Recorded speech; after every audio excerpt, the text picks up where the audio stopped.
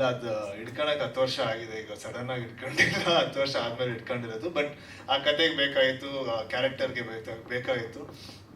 ಕೆಲವೊಂದು ಕತೆ ಗಿಟಾರ್ ಮೂಲಕ ಹೇಳ್ಬೇಕು, ಕೆಲವೊಂದು ಕತೆ ಊದ್ ಮೂಲಕ ಹೇಳ್ಬೇಕು, ಕೆಲವೊಂದು ಕತೆ ಈ ಥರ ಏನಿಂದು ಮಚ್ಚು ಮೂಲಕ ಹೇಳ್ಬೇಕು. ಸೊ ಅದ್ರ ರೀತಿ ಪೆಪೆ ಆ ಥರ ಒಂದು ಕತೆ ಅನ್ಸುತ್ತೆ. ಅದಕ್ಕೋಸ್ಕರ ಇದ್ರ ಮೂಲಕ ಹೇಳಿದ್ರೆ ಬಹುಶಃ ಚೆನ್ನಾಗಿರುತ್ತೆ ಅಂದ್ಬಿಟ್ಟು ಟ್ರೈ ಮಾಡಿದ್ದೀವಿ. ಕ್ಲೈಮ್ಯಾಕ್ಸ್ ಪೋರ್ಷನ್, ಆಮೇಲೆ ನಮ್ಮ ಇಡೀ ಸಿನಿಮಾದು ಮುಗ್ದು ಲಾಸ್ಟ್ ಕುಂಬಳಕಾಯಿ ಹೊಡೆಯೋ ಒಂದು 4-5 ದಿನ ಶೂಟ್ ಮಾಡಿದ್ದು ಸಕಲೇಶ್ಪುರಲ್ಲಿ.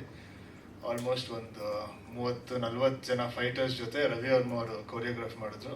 ನನಗೆ ರವಿ ವರ್ಮ ಅವ್ರ ಕೊರಿಯೋಗ್ರಫಿ ಮುಂಚೆಯಿಂದ ತುಂಬ ಇಷ್ಟ. ಅವ್ರ ಜೊತೆ ಕೆಲಸ ಮಾಡೋಕ್ಕೂ ಬರೀ ಸಿದ್ಧಾರ್ಥಲ್ಲಿ ಕೆಲಸ ಮಾಡಿದ್ದೆ, ಅದಾದಮೇಲೆ ಇವತ್ತೇ ಕೆಲಸ ಮಾಡಿದ್ದು. ಸೊ ನಮ್ದೊಂದು 2.5 ಡೇಸ್ ಇಲ್ಲ 3 ಡೇಸಲ್ಲಿ ಈ ಫೈಟ್ ಸೀಕ್ವೆನ್ಸ್ನ ಕಂಪ್ಲೀಟ್ ಮಾಡಬೇಕಾಯಿತು ಒಂದು ಹಲವಾರು ಕಾರಣಗಳಿಂದ.